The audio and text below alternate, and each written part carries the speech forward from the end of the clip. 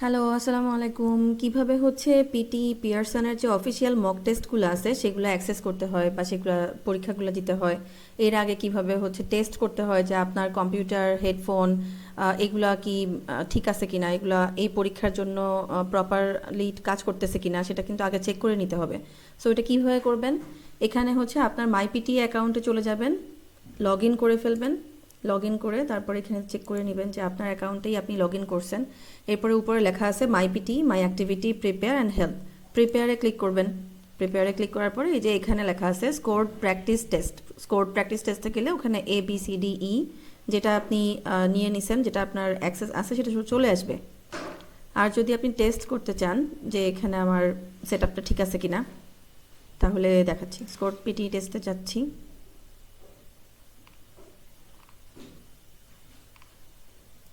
এই যে pre test checks, ওকে, এই প্রি টেস্ট চেকসে যাব। Operating system Windows 10, screen resolution এত, ব্রাউজার এত, ক্রোম, জাভা স্ক্রিপ্ট, কুকিজ সব কিছু দেওয়া আছে। এই যে টেস্ট অডিও রেকর্ডিং, এখানে রেকর্ড করে আপনি দেখতে পারবেন। রেকর্ড করার পরে প্লেব্যাক অপশনটা অন হয়ে যাবে। প্লেব্যাক অপশনে ক্লিক করলে আপনি বুঝতে পারবেন যে এটা কি ঠিক কাজ করতেছে নাকি কাজ করতেছে না। ওকে, রেকর্ড করে এটা অবশ্যই একটু দেখে নেবেন। এখানে একটা ভিডিও আছে, ভিডিওটা আপনি চাইলে চেক করতে পারেন যে কেমন, এখানে কীভাবে কী চেক করতে হবে এইগুলো আর কি। ওকে, তো রেকর্ডিংয়ে এখানে আমি একটু দেখতেছি যে হচ্ছে কি না। হ্যালো, ওকে, স্টপ প্লেব্যাক, দেখতেছি যে হচ্ছে কি না।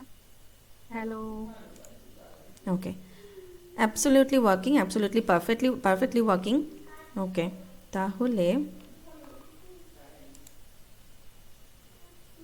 যে কোনো কিছুই আপনি এইভাবে টেস্ট করতে পারবেন, একটা একটা একটা একটা করে এভাবে টেস্ট করতে পারবেন। ওকে, তো আমার যেহেতু মনে হচ্ছে এই যে এখানে দেখেন স্ক্রিন রেজলিউশনটা আমার কম আছে। এই যে যেগুলো গ্রিন হয়ে আছে সেগুলো হচ্ছে ওকে। আমার সেটআপের মধ্যে যেগুলো গ্রিন হয়ে আছে সেগুলো ওকে।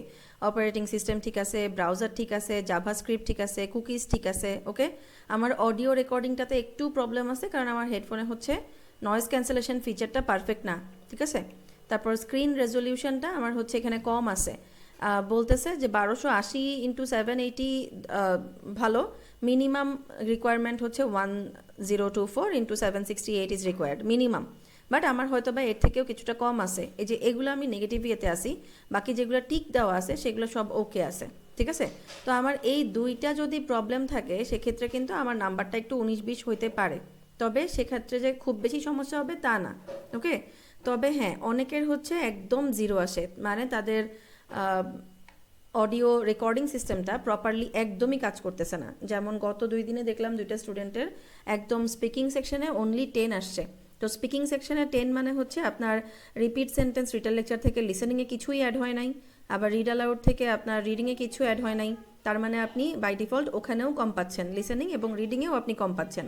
ওকে, সো আপনি কিন্তু এখানে এই জিনিসগুলো একটু খেয়াল রাখতে হবে। বাট আমার এখানে এই আমি যেই সেটআপটা টেস্ট করতেছি সেই সেটআপেই আমি সম্ভবত 50টারও বেশি মক টেস্ট দিছি। তো এগুলাতে আমার খুব একটা সমস্যা হয় নাই, তবে মাঝে মাঝে হয়েছে। মাঝে মাঝে আমি যেমন দেখা যায় যে ম্যাক্সিমাম টাইমে বা 90% টাইমে বা 80% প্লাস টাইমে আমি হচ্ছে স্পিকিংয়ে 90-তে 90 আসতেছে, বা 86, 88, 89, 90 এমন আসতেছে। বাট একটা বা দুইটা পরীক্ষায় আমার হচ্ছে 70, 60 এমন আসছে। তার মানে বোঝা যাচ্ছে যে কিছু ক্ষেত্রে, কয়েকটা কোশ্চেনের ক্ষেত্রে আমার হয়তো বা অডিও বা রেকর্ডিং সিস্টেমটা কাজ করে নাই, ঠিক আছে। তো এটা আবার জিজ্ঞেস করেন না যে কেন কাজ করে নাই, ওগুলা তো ইন্টারনাল ব্যাপার, মাঝে মাঝে এটা নাই হতে পারে। এখানে আপনাকে সিগন্যাল দেখাচ্ছে যে এটা হয়তো বা ভালোভাবে কাজ করতেছে না, বা এই জিনিস দুইটা আপনার হচ্ছে প্রপার না, ঠিক আছে।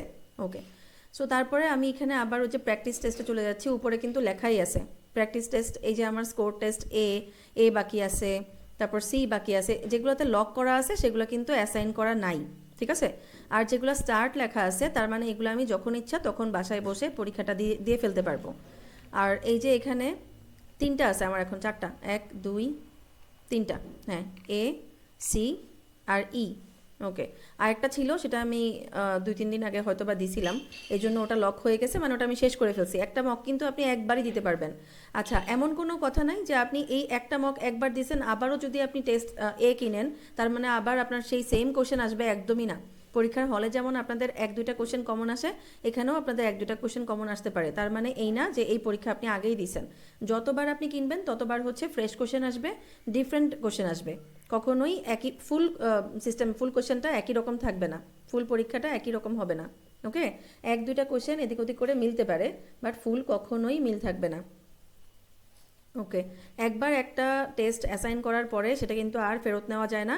আপনি চাইলেই সেলারকে বলতে পারবেন না যে স্কোর টেস্ট এ এর জায়গায় আমি এ দিতে চাচ্ছি না, এখন আমি চাই আপনি আমাকে এইটা চেঞ্জ করে বি দেন। এটা কখনোই হবে না। প্রথমেই আপনি যেটা নেবেন সেটাই আপনার থাকবে। তারপর স্টার্ট করার পরে ওইভাবে আপনি পরীক্ষাটা দেন। পরীক্ষা দেওয়ার পরে শেষ হয়ে গেলে সাবমিট করে দিবেন। এরপরে কিছুক্ষণের মধ্যে, আধা ঘন্টা বা 1 ঘন্টার মধ্যে স্কোরটা চলে আসে। স্কোর দেখার জন্য এই যে এখানে রেজাল্টে ক্লিক করলে আপনি স্কোর দেখতে পাবেন। ওকে, এখানে কিন্তু এই যে এইটাতে আমার এখানে যতগুলো আছে সবগুলাতে score test B, D, C এগুলোতে আমি চাইলে যে কোনোটাতে ক্লিক করলে চলে আসবে। ঠিক আছে? ওকে, থ্যাংক ইউ।